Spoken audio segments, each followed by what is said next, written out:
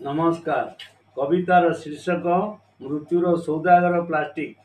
Plastic अटई धीमा विष परी मृत्यु सौदागर साजी जल स्थल नभ विषाक्त करई मानव नपारे बुझी मानव चलणी जेते सबु द्रव्य गढ़ा सबु प्लास्टिक रे प्लास्टिक को छाड़ी एनर समाज दंडे भी रही न पारे।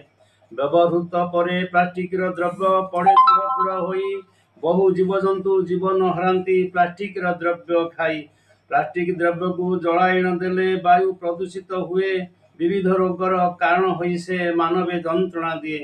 खाद्य संगे एवं प्लास्टिक मिसाई बेपार करे मनीष जनता को ठगी फायदा उठाती काहाकू देवाटी दोष।